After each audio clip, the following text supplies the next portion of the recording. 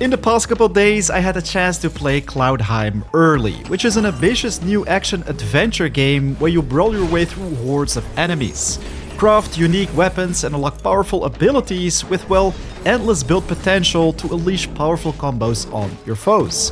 And with the open beta on Steam just around the corner, I've prepared this guide with everything you need to know about it to be more than ready for this epic solo or 4-player co-op adventure. Let's dive in. First, I'd like to say a huge thanks to the studio behind Cloudheim, Noodle Cat Games, awesome name by the way, for making today's video possible. Be sure to check it out on Steam with my link in the description down below. I also want to quickly point out that Cloudheim is still in its early development stages, therefore I had access to an early build as well. It should be pretty accurate to the beta, while I'm sure a lot is going to change and further improve over time. So do keep that in mind. Anyways, let's get straight down to business. You first get introduced with all the essentials like combat and survival, and shortly after you will travel to Odin's Shell. This is a massive flying turtle island where you basically establish your base of operations, which is going to serve as main hub for your adventures. You can craft new weapons right here, unlock new skills, cook meals, even sell items to townsfolk and test character builds.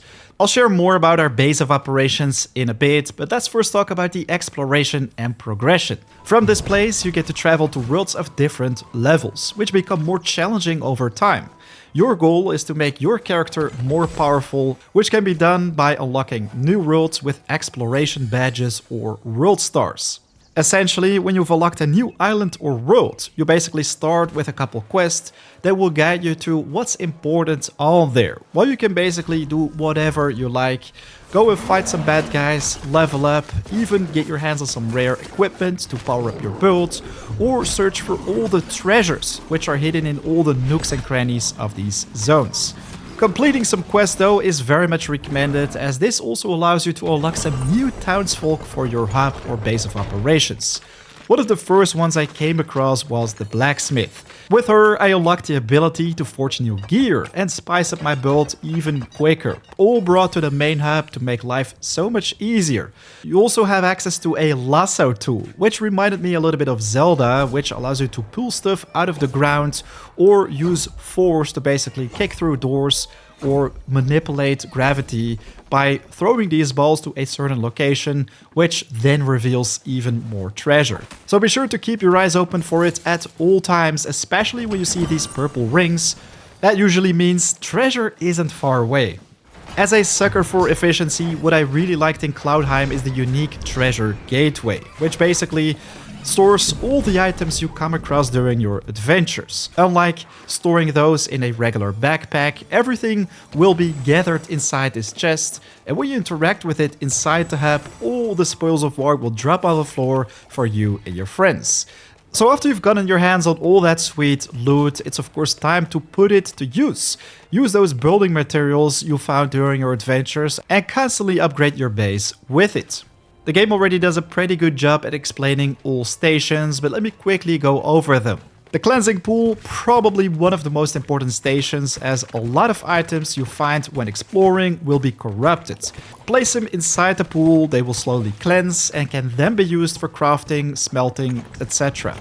Then we also have our little friend Gnasher. Well, pretty big actually, as all the stuff you find and don't need, you can basically throw it in its tummy to salvage it and unlock new skills. The indicator will clearly show you when the next skill is about to unlock, and this will cost more and more over time, but to get the point, simply put a lot of yummy in its tummy and you'll be rewarded with a ton of new skills you can use for your build. You don't want to throw everything in its tummy though. Most items like ores should be brought to a smelter, so you can turn them into ingots, then bring those to the blacksmith and convert them into powerful weapons for your adventures. I think it goes without saying that the more challenging zones also come with better ores, which can be turned into rare ingots for the best equipment. You won't be able to throw all the items in either Gnasher or the smelter though. Sometimes you come across valuables which should be safely kept in storage.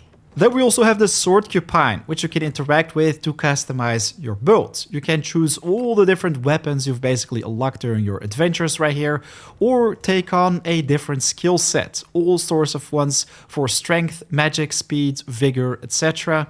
Then we also have the shop and sale stands, which are your primary income of gold in Cloudheim, which allows you to sell items to townsfolk that come and visit your base over time. You can sell all sorts of items, from cheese you come across, rare ores, and even food you produce later on.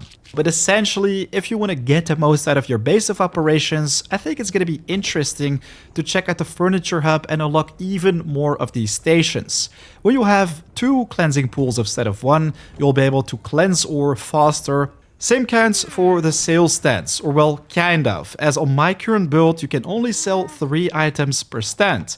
I just received some amazing news from the devs that with the open beta, you should be able to sell items in bulk right here, so definitely things to look forward to. After upgrading your base a little bit, you will unlock the kitchen, which allows you to turn basic snacks into more precious ones. Even at some point, cook some dog and cat food, which actually sells for a lot, which in my opinion are the best ways to make money fast. Same counts for cheese, which you come across often when exploring. With it, you primarily want to unlock new stations at your base and visit the furniture vendor, while you're also going to need building resources to make your base look as beautiful as mine. These can be found when exploring, but also purchased from Sylph, the NPC vendor right here. Simply chat with her and purchase an X amount of building materials for the gold you've farmed. And then we also have the chest icon with a 0 for me right now, which simply recharges over time. If you spend some time at the base, you can pick up even more resources in the center of it. Well, hands down, the best method to get your hands on valuable loot would be to check out more challenging zones and especially the dungeons that come with them. Dungeons are smaller, packed with a high density of mobs, sometimes even elite variants and bosses that can primarily drop new gear like rings or trinkets that can boost your HP, attack speed, or even enhance specific abilities to get the most out of your build. On a rare occasion, you will come across loot goblins when exploring. If you're already familiar with games like Diablo 4, you know what to do right here. Take out these little fellas as quick as possible and be handsomely rewarded. There is something super important to consider when fine-tuning your builds, as in Cloudheim, unlike in most other games, you don't really have cooldowns for your abilities. Instead, you will basically use mana or energy to cast these multiple times when actually on cooldown. You will know when you've used certain abilities a little bit too often, as then your screen literally starts burning with pink and purple flames. This puts you in a temporary state of extreme vulnerability, most of the times resulting in a one-shot kill, so you want to be extremely cautious about this, especially because it also prevents you from sprinting for a limited amount of time. While it's gonna be amazing for people who like to live on the edge just like me and, well, try hard with dodging all those attacks and deal a lot of damage at the same time. So the more familiar you get with your own skill set, when you can perfect those combos, it's gonna be super satisfying and rewarding to do this. One of my favorite things right here is that all the weapons you find or craft come with a mastery level. The game encourages you to try out all different sorts of weapons and builds, and the longer you use a specific item, the more it will increase in power. So if we've just crafted this weapon, it's gonna probably have something even less than 90 damage, but if we go all the way to the end, that's gonna be more like a 100 plus. Since I've already played a lot with the hammer and the hunter's dirk, you can see that the mastery is complete, but especially for the snowburst right here, a legendary weapon with almost 170 power. Very satisfying for both single target and AoE damage, both close and mid-range. And because you constantly unlock new weapons and skills you can use to fine-tune your build, the game really encourages you to try something different every single time.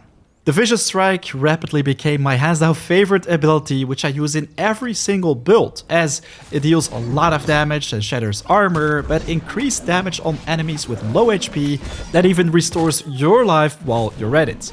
It instantly recharges if the enemy is defeated, so you can basically spam it. And the nice thing is, with this accessory right here, the Soul Gaze Insignia, it increases the execution damage and greatly increases the healing amount, and even heals nearby allies. I'm pretty sure I was able to pick up these skills at the Combat Bowl, a little dungeon which you can check out right here and try out different types of builds.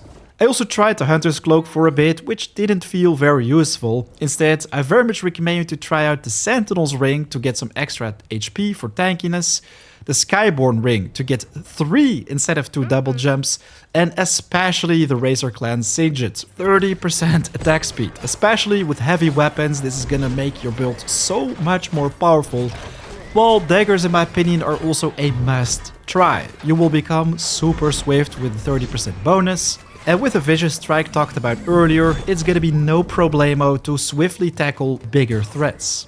I always favor high DPS and heavy hitting weapons, but if you like something more supportive like tanking or healing, you can always check out the Combat Brawl and pick up a specific class right here, already pre-built by the devs. Lightning Mage, Cold Fire Destroyer, Unbreakable Bulwark or Flanker. You can find even more advanced loadouts, the Shroom Bomber, Berserker, Barrel Monster and the Blender. But again, these are just some of the endless possibilities in Cloudheim when it comes to building your character. Right now, I'm honestly curious what you guys plan to build in the beta. Maybe you already had the chance to check it out early. It would be amazing if you can share your thoughts about the game. But that, ladies and gentlemen, is everything for today to get you started with Cloudheim. If you enjoyed the content, it would be amazing if you can spare 1 second of your time, hit that like button, and don't forget to check out the link to Cloudheim Beta in the description. Right now though, it's 4 AM out. I want to wish you an amazing day. I'll check you in the next video or live stream. Peace.